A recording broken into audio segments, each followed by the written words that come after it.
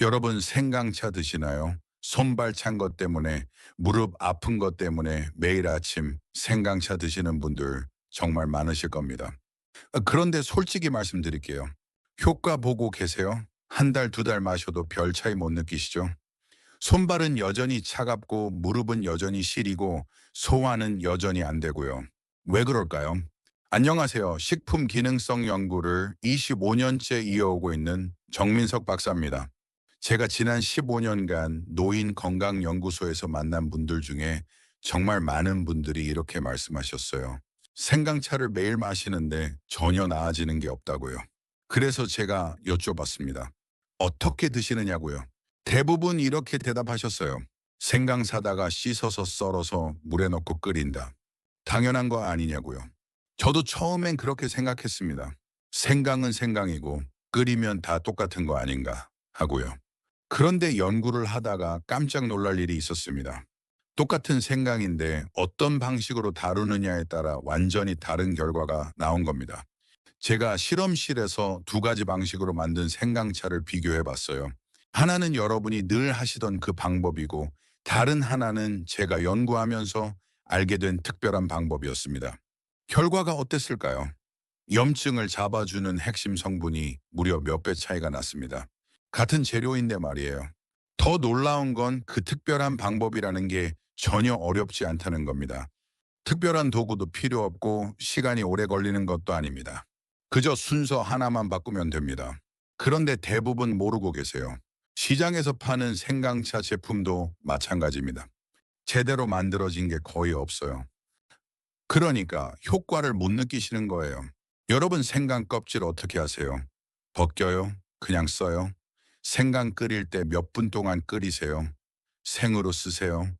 이런 작은 차이 하나하나가 전부 결과를 바꿉니다. 제가 만난 분들 중에 몇십 년씩 생강차를 드셨는데도 효과를 전혀 못 본 분들이 계세요. 반대로 방법만 바꿨더니 한 달 만에 손발이 따뜻해지고 두 달 만에 무릎 통증이 확 줄어든 분들도 계십니다. 그럼 대체 뭐가 다른 걸까요? 왜 똑같은 생강인데 어떤 건 효과가 있고 어떤 건 효과가 없을까요? 여러분이 지금까지 해온 방법에 무슨 문제가 있는 걸까요? 그리고 그 특별한 방법이라는 게 정확히 뭘까요? 오늘 이 영상에서 그 모든 비밀을 다 알려드리겠습니다. 한 가지만 미리 말씀드릴게요. 여러분이 지금 드시는 생강차가 잘못된 건 아닙니다. 다만 충분하지 않은 겁니다. 생강의 진짜 힘을 10%밖에 못 쓰고 계신 거예요. 나머지 90%를 끌어내는 방법이 따로 있습니다. 그 방법을 알면 지금까지 왜 효과를 못 느끼셨는지 바로 이해가 되실 겁니다. 그리고 하나 더 중요한 게 있어요. 생강을 잘못 보관하면 정말 위험합니다. 눈에 보이지 않는 어떤 것이 생기는데 이게 우리 몸에 정말 안 좋거든요. 많은 분들이 아깝다고 그냥 쓰시는데 절대 그러시면 안 됩니다. 이것도 오늘 자세히 말씀드리겠습니다. 여러분은 지금 어떤 생강차를 드시고 계신가요? 시장에서 생강 사다가 직접 끓이세요? 아니면 가루로 된 제품 사서 드세요? 어떤 방법이든 오늘 이 이야기를 끝까지 들으시면 내일부터 완전히 달라지실 겁니다. 지금까지 왜 효과를 못 느끼셨는지, 그리고 앞으로 어떻게 하면 진짜 효과를 볼 수 있는지 분명하게 아시게 될 거예요. 생강차 드시면서 효과 못 느끼셨던 분들 댓글로 말씀해 주세요. 얼마 전 상담하신 68세 이영숙님은 매일 아침 생강차를 마시는데도 여전히 손발이 차고 무릎이 시리다고 하셨어요. 그분은 늘 생강을 생으로 썰어 꿀에 재워두고 그냥 따뜻한 물에 타서 드셨습니다. 그런데 제가 말씀드린 대로 생강을 한번 찌고 말려서 끓이기 시작한 지 한 달쯤 지나자 손끝이 덜 시리고 소화도 편안해졌다고 하셨어요. 같은 생강인데 왜 이렇게 다를까 하시길래 제가 웃으며 말씀드렸죠. 생강은 그냥 식재료가 아니라 다루는 법에 따라 약이 되느냐가 갈립니다. 또 한 분 말씀드릴게요. 제 지인분 어머니시고 72세 되신 분인데요. 이분은 생강차를 하루 3번씩이나 드셨어요. 그런데 오히려 입이 자꾸 마르고 피부가 거칠어지고 밤에 잠도 잘 못 주무신다고 하셨습니다. 알고 보니 생강을 생으로 너무 진하게 끓여서 계속 드신 거예요. 생생강은 땀을 내고 기운을 발산시키는 성질이 강해서 너무 많이 드시면 오히려 몸속 수분을 빼앗아 갑니다. 그래서 제가 찐 생강으로 바꾸고 하루 한 잔만 드시라고 했더니 2주 만에 입마름이 사라지고 피부도 좋아지셨어요. 그리고 제가 건강 강좌에서 만난 65세 김철수님 이야기도 빼놓을 수 없습니다. 이분은 무릎 관절이 너무 아파서 병원도 다니고 여러 가지 방법을 다 써봤는데 효과가 없었대요. 그런데 시장에서 생강가루를 사다가 매일 타서 드셨는데 전혀 나아지지 않았다고 하셨습니다. 알고 보니 그 가루가 생생강을 말린 거였어요. 생생강을 그냥 말리면 진저롤 성분만 있고 효과올은 거의 없습니다. 제가 제대로 찐 생강가루를 드리고 석 달 정도 꾸준히 드시게 했더니 무릎 통증이 눈에 띄게 줄었다고 하시더라고요. 오늘 이 영상에서 말씀드릴 내용은 Yes Sure 여러분의 냉증 관리 방식을 완전히 바꿀 수 있는 중요한 지혜입니다. 끝까지 보지 않으시면 가장 중요한 실천법을 놓치게 됩니다. 특히 마지막에 나올 체질별 맞춤 섭취 방법을 모르시면 지금까지 드신 생강차가 오히려 몸에 부담이 되었을 수도 있어요. 뒤에 나올 생강 보관법을 모르시면 곰팡이 핀 생강을 모르고 드실 수도 있습니다. 혹시 아직 구독과 좋아요를 누르지 않으셨다면 지금 바로 눌러주세요. 이 채널은 여러분의 건강한 노년을 응원합니다. 이런 중요한 정보를 더 많은 분들이 알 수 있도록 구독과 좋아요로 응원해 주시면 정말 감사하겠습니다. 이 이야기를 끝까지 듣고 실천하셔야만 진정한 변화를 경험할 수 있습니다. 왜 지금 당장 습관을 바꿔야 하는지 분명하게 깨닫게 되실 겁니다. 여러분의 식습관을 바꾸는 작은 실천만으로도 충분히 일어날 수 있는 일이죠. 그래서 이제는 우리 일상에서 생강의 효능이 어떻게 달라지는지 하나씩 짚어보겠습니다. 먼저 생생강에 대해 말씀드릴게요. 생생강은 냉기를 밖으로 밀어내고 땀을 내는 성질이 있습니다. 이게 뭐냐면 몸속에 쌓인 찬 기운을 발산시키는 작용이라고 보시면 됩니다. 한국식품연구원 보고서에 따르면 생생강에는 진저롤이 풍부해서 천을 올리고 해열 효과가 있다고 합니다. 그래서 감기 걸렸을 때 생강차 한 잔 마시면 몸이 확 풀리는 느낌 받으시잖아요. 그게 바로 이 진저롤 때문입니다. 실제로 제가 만난 61세 박재수님은 감기 초기에 꿀생강차를 마시고 몸살 기운을 덜 느끼셨다고 하더라고요. 목이 칼칼하고 오한이 들 때 생생강을 얇게 썰어 꿀에 재워서 따뜻한 물에 타서 드시면 정말 좋습니다. 다만 여기서 주의할 점이 있어요. 평소 기운이 약하거나 몸이 건조한 분은 매일 드시면 안 됩니다. 왜냐하면 생생강은 땀을 내면서 몸속 수분도 함께 빼앗아 가거든요. 그래서는 이어 피로감이 더해질 수 있습니다. 요즘 감기 기운이 있으신 분들 생강차로 다스려 보신 적 있나요? 감기 초기 하루 이틀만 드시고 그 이후엔 방법을 바꾸셔야 합니다. 그런데 이 생강을 찌고 말리면 완전히 다른 작용을 합니다. 생강을 찌고 말리면 진저롤이라는 성분이 쇼가올이라는 성분으로 변하면서 속을 따뜻하게 덮이는 힘이 커지는 거예요. 이걸 전문 용어로 올리작용이라고 하는데 쉽게 말하면 몸 안쪽에서부터 따뜻하게 만들어주는 힘이 생긴다는 겁니다. 생생강이 표면을 따뜻하게 한다면 진생강은 속부터 따뜻하게 하는 거죠. 충남농업기술원에서 분석한 결과를 보면 찐 말린 생강은 진저롤 대비 쇼가올 함량이 무려 5배 이상 증가한다고 합니다. 이게 얼마나 큰 차이인지 아시겠죠? 제가 상담했던 72세 조은희님은 배가 늘 차고 소화가 약했는데 찐 말린 생강차를 꾸준히 마신 뒤 복통이 크게 줄었다고 하셨어요. 식사 후에 배가 더부룩하고 가스가 차는 증상도 많이 나아졌다고 하시더라고요. 이렇게 하려면 생강을 찜기에 20분 정도 찐 뒤에 햇볕에 이틀 정도 말리시면 됩니다. 그리고 하루 한두 잔 따뜻한 물에 우려서 드시면 돼요. 다만 열이 많은 체질이신 분들은 이틀에 한 번 정도로 강약을 두시는 게 좋아요. 여러분은 몸이 찬 편인가요? 아니면 열이 많은 편인가요? 손발은 찬데 얼굴은 화끈거리시나요? 그럼 상열화한 체질일 수 있으니 찐 생강을 조금씩 드셔야 합니다. 그럼 이 쇼가올이라는 성분이 정확히 뭘 하는 건지 자세히 말씀드릴게요. 쇼가올은 염증을 일으키는 효소를 억제하고 세포 산화를 줄여줍니다. 우리 몸에서 염증이 생기면 붓고 아프고 열이 나잖아요. 특히 나이가 드시면 만성염증 때문에 고생하시는 분들이 정말 많습니다.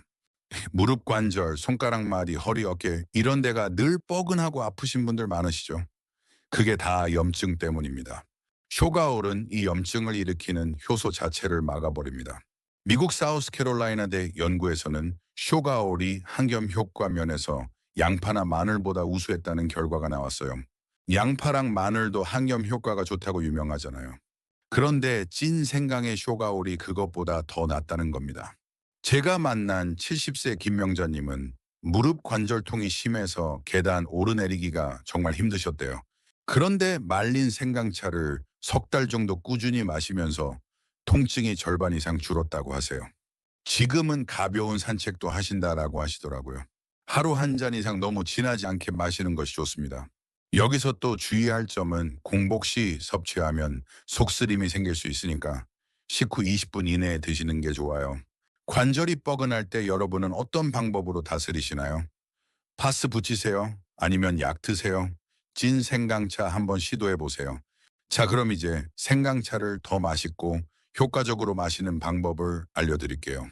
바로 꿀과 레몬을 함께 넣는 겁니다. 꿀의 천연 효소가 생강의 매운맛을 중화해서 위 부담을 줄여줍니다. 생강이 아무리 좋아도 너무 맵거나 자극적이면 위가 불편하실 수 있잖아요. 특히 위가 약하신 분들은 생강만 넣으면 속이 쓰리다고 하시는 경우가 많거든요. 그런데 꿀을 넣으면 이 문제가 해결됩니다. 꿀이 생강의 매운 성분을 감싸서 위벽을 보호해 주는 거예요. 게다가 꿀의 항산화 성분이 생강의 쇼가올과 결합하면 산화 억제력이 더욱 상승한다는 연구 결과도 있어요. 서로 시너지 효과를 내는 거죠.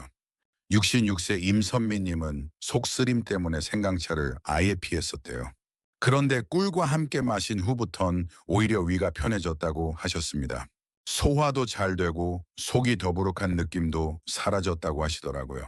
꿀 한 스푼에 레몬 두세 조각을 곁들이면 맛과 효과 모두 좋아집니다. 레몬의 비타민C가 생강의 항산화 효과를 배가시켜 주거든요. 다만 당뇨가 있으신 분들은 꿀 대신 레몬만 넣으시면 돼요. 레몬만으로도 충분히 맛이 좋아집니다. 생강채에 꿀을 넣어 보신 적 있으신가요? 아직 안 해보셨으면 내일 아침부터 꼭 해보세요. 그리고 생강 껍질 처리 방법도 정말 중요합니다. 많은 분들이 생강 껍질을 깨끗하게 벗겨내시는데 사실 그러면 안 됩니다. 생강 껍질 바로 아래 1mm 부분에 쇼가올과 진저롤이 가장 많이 들어있거든요. 껍질을 벗기면 이 귀한 성분을 다 버리는 겁니다. 그래서 생강은 흐르는 물에 솔로 깨끗하게 문질러 씻은 다음 껍질째 사용하시는 게 좋습니다. 다만 오래된 생강은 껍질이 질기고 쓴맛이 날 수 있으니 그럴 땐 숟가락으로 살짝 긁어내듯이 벗겨주세요. 칼로 벗기면 너무 많이 벗겨지니까 숟가락이 딱 좋습니다. 69세 정수민님은 이 방법을 알고 나서 생강차 효과가 훨씬 좋아졌다고 하셨어요. 같은 양을 드시는데도 몸이 더 따뜻해지고 손발 저림이 줄었다고 하시더라고요. 생강을 끓이는 시간도 중요합니다. 너무 오래 끓이면 안 돼요. 생강을 20분 이상 팔팔 끓이시는 분들이 계신데 그러면 정유 성분이 다 날아가 버립니다. 생강의 알싸한 향과 효능이 대부분 정유 성분에서 나오거든요. 그래서 물이 끓기 시작하면 약불로 줄이고 10분에서 15분 정도만 은근하게 우려내시는 게 좋습니다. 그리고 뚜껑을 꼭 덮어서 정유 성분이 증발하지 않도록 해야 해요. 이렇게 하면 생강의 매운맛은 줄어들면서 효능은 그대로 살릴 수 있습니다. 71세 한영미님은 늘 생강을 30분씩 팔팔 끓여서 드셨는데 효과를 거의 못 느끼셨대요. 제가 알려드린 방법대로 하시니까 훨씬 좋아졌다라고 하셨습니다. 마지막으로 정말 중요한 주의사항 하나 말씀드릴게요. 생강은 수분이 많아서 곰팡이가 피기 정말 쉽습니다. 특히 여름철이나 장마철에는 더 심하죠.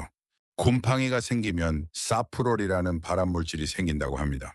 이게 얼마나 위험하냐면 간에 직접적인 손상을 줄 수 있어요. 식품안전정보원에서는 곰팡이 핀 생강은 부분 제거 없이 전량 폐기하라고 권고하고 있어요. 일부만 도려내서 쓰면 괜찮을 것 같지만 절대 그렇지 않습니다. 곰팡이는 눈에 보이는 부분만 있는 게 아니라 보이지 않는 포자가 이미 전체에 퍼져 있거든요. 74세 박진희님은 아깝다고 일부만 도려내고 썼다가 심한 위통을 겪으셨어요. 병원에 가보니 곰팡이 독소 때문이었다고 하더라고요. 그래서 생강은 완전히 건조해서 밀폐 용기에 보관하셔야 합니다. 말린 생강은 습기가 없으니까 곰팡이가 안 생기거든요. 한 번이라도 이상한 냄새가 나거나 물렁해지면 과감히 버리세요. 건강이 훨씬 더 중요합니다. 혹시 생강을 오래 두셨다가 상한 적 있으신가요? 그럴 땐 망설이지 말고 버리세요. 그리고 생강을 보관할 때 냉장고 야채 칸에 넣으시는 분들 많으신데 키친타올로 한번 싸서 넣으시면 훨씬 오래 보관할 수 있습니다. 키친타올이 습기를 흡수해 주거든요. 일주일에 한 번씩 키친타올을 갈아주시면 더 좋고요. 아니면 아예 찌고 말려서 밀폐 용기에 보관하시는 게 가장 안전합니다. 말린 생강은 실온에서 6개월도 문제 없어요. 이제 생강이 왜 찌고 말려야 하는지 그 이유가 확실히 보이시죠? 다음으로는 생활 속에서 더 쉽게 실천하는 방법으로 이어가겠습니다. 첫 번째로 찐 생강가루 활용법을 말씀드릴게요. 찐 생강을 완전히 말려서 가루로 만들어 두면 보관이 정말 쉽고 차나 요리에 바로 쓸 수 있습니다. 매번 생강을 씻고 썰고 끓이는 게 번거로우신 분들은 이 방법을 써보세요. 다만 너무 오래 보관하면 향이 사라지니까 3개월 이내에 소진하는 게 좋습니다. 티스푼 하나를 따뜻한 물에 타거나 꿀에 섞어서 하루 한두 잔 드시면 됩니다. 생강가루 직접 만들어 보신 적 있나요? 생각보다 어렵지 않으니까 한번 도전해 보세요. 두 번째는 냉증 완화용 생강찜입니다. 손발이 찰 때 찐 생강을 그대로 따뜻한 차로 우려 마시면 즉각적인 온열 효과가 있어요. 특히 겨울철이나 에어컨 바람에 오래 노출됐을 때 정말 좋습니다. 여기서 주의할 점은 20분 이상 끓이면 정유 성분이 날아가니까 15분 내로 조리하셔야 합니다. 취침 전 한 잔이 숙면에도 도움을 줍니다. 요즘 밤에 손발 시려서 잠 못 드신 적 있으신가요? 그럴 때 이 방법 꼭 써보세요. 세 번째는 체질별 맞춤 섭취입니다. 이게 정말 중요한데요. 냉한 체질이신 분은 말린 생강을 드시고 열이 많은 체질이신 분은 생강꿀차가 더 적합합니다. 같은 생강이라도 체질에 따라 맞는 방법이 다른 거예요. 급성 염증 질환이 있을 땐 잠시 중단하시는 게 좋고요. 자신의 체질을 고려해서 일주일에 4회에서 5회 정도 꾸준히 드시면 됩니다. 본인 체질에 맞게 드시고 계신가요? 잘 모르시겠으면 한의원이나 건강센터에서 체질 검사를 한번 받아보시는 것도 좋습니다. 네 번째는 꾸준함의 힘입니다. 생강의 진짜 효과는 매일 조금씩에 있습니다. 한 번에 많이 마신다고 해서 효과가 배로 나는 게 아니에요. 오히려 너무 진하게 끓이거나 하루 여러 잔 마시면 피로가 올 수 있습니다. 아침 식후에 따뜻하게 한 잔 2주만 실천해 보세요. 그럼 분명히 몸에서 변화를 느끼실 겁니다. 오늘부터 한 잔 시작해 보실래요? 다섯 번째는 생강과 함께 먹으면 좋은 음식들입니다. 생강은 대추나 계피와 궁합이 정말 좋아요. 대추는 생강의 매운 성질을 부드럽게 해주고 계피는 온열 효과를 배가시켜줍니다. 생강채 대추 2개와 계피 한 조각을 함께 넣어서 끓여보세요. 맛도 훨씬 부드러워지고 효과도 좋아집니다. 특히 소화가 약하신 분들은 이 조합을 추천드립니다. 여섯 번째는 생강 보관 온도입니다. 생생강은 냉장 보관하시되 너무 차가우면 조직이 무르니까 야채칸에 보관하시는 게 좋아요. 말린 생강은 실온에 밀폐 용기에 보관하시면 됩니다. 습기가 차지 않도록 주의하시고요. 일곱 번째는 생강차 마시는 최적의 시간입니다. 아침 식후가 가장 좋고 저녁 늦게는 피하시는 게 좋아요. 생강이 몸을 따뜻하게 하고 순환을 촉진하기 때문에 저녁 늦게 마시면 오히려 잠을 방해할 수 있습니다. 오전에서 오후 3시 사이가 가장 이상적입니다.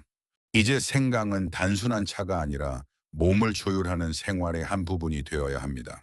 작은 습관 하나가 큰 변화를 만들어낸다는 걸 꼭 기억하세요. 오늘은 생강을 생으로 먹을 때와 찌고 말렸을 때의 차이, 그리고 체질별로 달라지는 효능을 함께 살펴봤습니다. 정리해 드릴게요. 생강 생것은 감기나 냉기에 좋은 발산작용을 합니다. 냉기를 밖으로 밀어내고 땀을 내서 초기 감기를 다스리는 데 좋죠. 반면에 찜 말린 생강은 속을 따뜻하게 하는 온리작용으로 통증과 냉증 완화에 탁월합니다. 진저롤이 쇼가올로 변하면서 항염 효과가 5배 이상 증가하는 거예요. 잘못 다루면 어떻게 될까요? 체질에 맞지 않게 먹으면 두통이나 피부 트러블이 생길 수 있습니다. 특히 곰팡이 핀 생강을 일부만 도려내서 쓰면 발암 물질을 섭취하게 될 위험이 있어요. 공복에 너무 진하게 마시면 속쓰림이 생기고요. 그런데 제대로 말리고 끓이면 항염 효과와 항산화 효과가 극대화됩니다. 수족냉증이 개선되고 관절통이 줄어들며 소화가 편안해집니다. 무엇보다 면역력이 높아져서 감기에 덜 걸리게 되죠. 오늘 당장 실천할 수 있는 한 가지를 말씀드릴게요. 생강을 한번 찌고 말려서 아침에 한 잔씩 드셔보세요. 그냥 생으로 썰어서 끓이던 습관을 오늘부터 바꿔보시는 겁니다. 찜기에 20분 쪄서 햇볕에 이틀 정도 말리면 됩니다. 그리고 아침 식후에 한 잔씩 2주만 꾸준히 드셔보세요. 분명히 손발이 따뜻해지고 소화가 편안해지는 걸 느끼실 겁니다. 다음 영상에서는 생강과 궁합이 좋은 음식들, 그리고 몸의 순환을 도와주는 따뜻한 식단을 자세히 알려드리겠습니다. 생강에 대추와 계피를 함께 넣으면 어떤 효과가 있는지 생강을 활용한 간단한 요리법까지 준비했으니까 기대해 주세요. 특히 겨울철 면역력 강화에 도움되는 생강 활용법을 집중적으로 다룰 예정입니다. 여러분은 오늘부터 어떤 방식으로 생강을 즐겨보시겠어요? 생으로 드실 건가요? 아니면 찌고 말려서 드실 건가요? 댓글로 이야기 나눠주세요. 그리고 생강차를 드시면서 느낀 변화가 있으시다면 그것도 함께 공유해 주시면 다른 분들께 큰 도움이 될 겁니다. 오늘도 건강한 하루 보내세요.